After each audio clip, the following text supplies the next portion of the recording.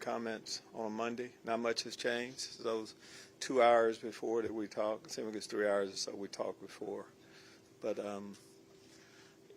just still disappointed in how we played yesterday. We played a lot better than we played yesterday. Simple as that, all phases. We've been practicing well for a long period of time. Didn't necessarily see that one coming.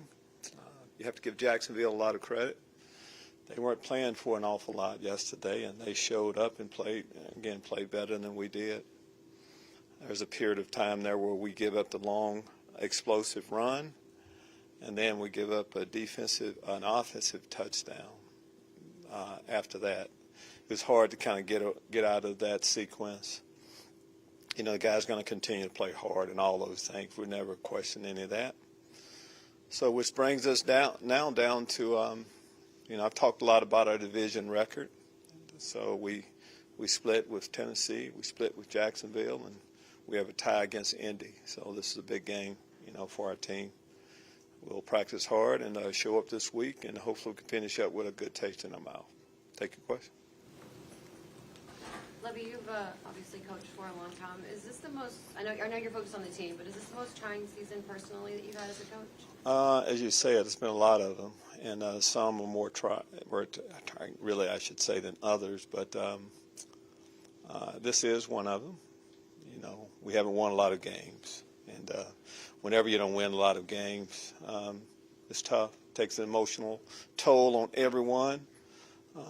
By saying that, though, how the guys have performed lately has given you,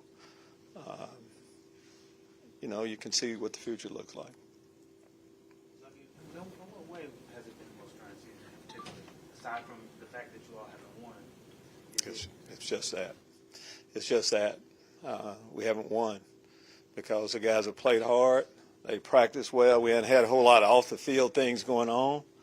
We haven't won. That's what it comes down to. But whenever you're not winning, of course, you're not going to have a good taste in your mouth, and that's where we are. How comparable is this first year with the Texans to your first year in Chicago and your first year in Tampa? We didn't win a lot that first year in Tampa. We didn't win a lot the first year in Chicago.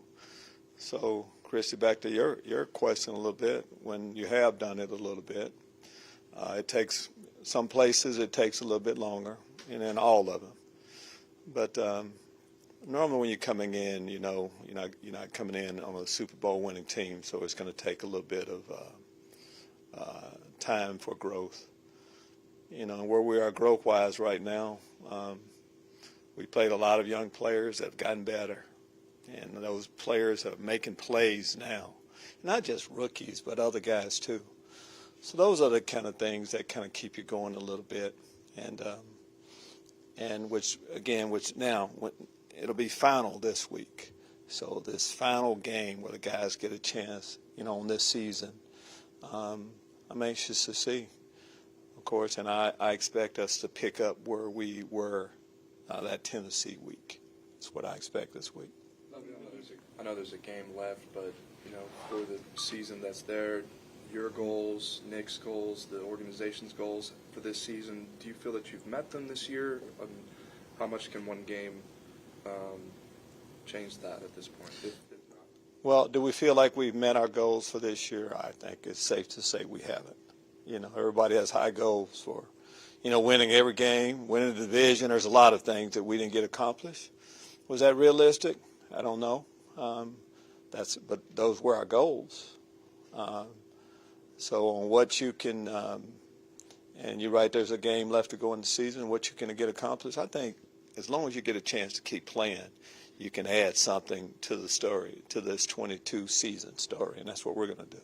Let me answer the big picture in terms of patience that it takes time. What has been the message like from our office, from guys like Nick, Cal, about staying the course, that sort of thing? Well, the message has been, we talk and meet daily, some of us, Nick and I, and of course Cal at least weekly. Everybody that's connected to Houston Texan football is disappointed in where we are, but not losing hope, anything like that. And I think we all see the better days are ahead. Coach, after the game yesterday, a number of players Alex made mention of the low energy. Some question the pride taken in yesterday's game, maybe even alluding to taking Jacksonville for granted. What was your vibe during the game and feeling after? I think you got to be careful when you say some players, which players. When you say, you need to talk to Christian about that. That's not what I've seen. Pride, wait, you need to talk to those guys about how they're feeling about that. But when you group it as you look at how our guys have played, there hadn't been anything like that. I'm talking about on how, besides not playing well yesterday. There's a lot of teams that didn't play well yesterday. That's not what we've seen at all. I know that everybody came to work all last week, ready to go, right up until the last meeting before. So sometimes when maybe you don't play as well as you need to, I just try to stay away from guys talking for the group. And if those players said that, I wouldn't have thought that they would have taken that approach because I didn't see that in their play. Which guys did you say? You said Obo? Thought he did some good things yesterday. Jerry, I know how he shows up always, so I've talked on that too much. Lovie, with Nick Foles being rolled out for this week, I wondered, what have you seen from Sam Ellinger, and what do you expect from him in the finale? Well, I know he played earlier, and I know, being a guy from Texas, I know about his career and what type of football player he's been. I know he's excited about this opportunity if he's the guy. But I know he's a mobile guy that, from all I've heard, is a great leader. Guys buy into him.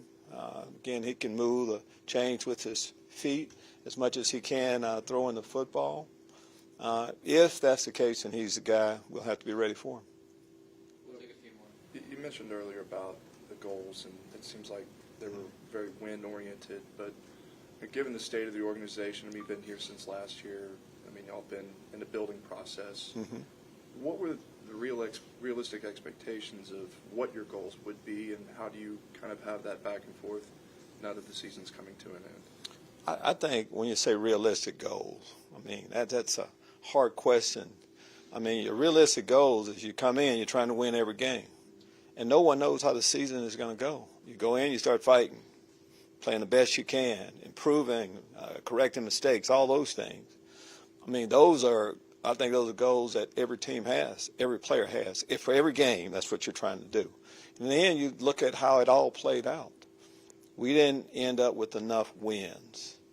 But as you analyze, there's a lot of things that are going on in this season. Some of our best players haven't played for whatever reason. Everybody have a lot of those same issues that we have. But I'm just looking at the last part of our season on how the guys have continued to play.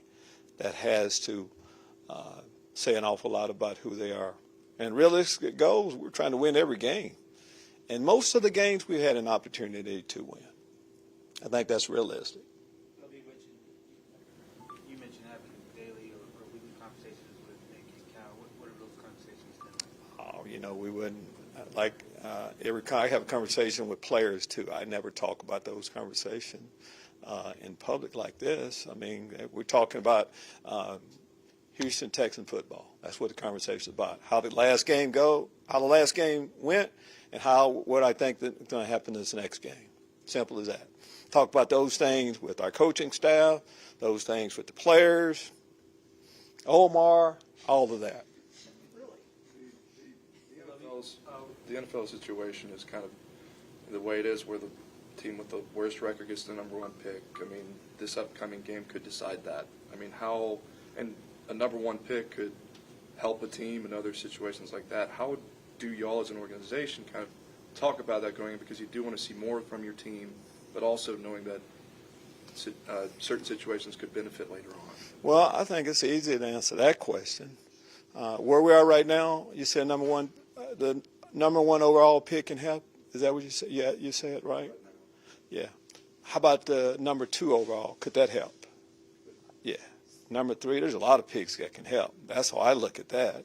And that's how we look at it. We know the picks that we have coming in. We're going to add a lot of good football players. And as you look at history a little bit, too, on whether you get the first or the second pick, third, you never really know how they all are going to turn out. But I think eventually it helps your ball club when you can get some of those top guys. And I think if you're picking early, you're going to get some top players. I think it's safe to say we're going to get some impact players that will help us. Lovie, We understand what position we're in right now, but, Lovie, I guess, sorry? We'll close with you in here. Go ahead. Okay. I think what you're saying is it's safe to say that whether winning or losing this last game impacts whether you get the first pick or not can't play a role in whether you want to win or lose this last game, correct? That's easy to say. Absolutely. I said the same thing last week. I've been asked this question a few weeks because we've been in that role. I understand it, but we've been trying to win for a long period of time every game. None of that has changed. That's why there's disappointment in what happened yesterday. We're going to go to work this week and do everything we possibly can to win this last game. Along the lines of young players, Jalen, Petrie, what have you seen from him overall heading into the final game this rookie year, just the way he's performed, Jalen he's been productive. First off, he's made a lot of tackles, and he's missed a lot of tackles. I'm going to throw that in there. So there's the rookie part of that. I'm anxious to see, the growth will be when we're missing less. But you just look at his intellect on football, that's been obvious, too, on how he's played. He has ball skills, which he's intercepted, a lot of balls. There's just so many good things he's done, and not just him, so many of our rookie players. But I'm excited. I know he's excited about one more opportunity, too. And all the guys will be. Thank you, Coach. Thank you.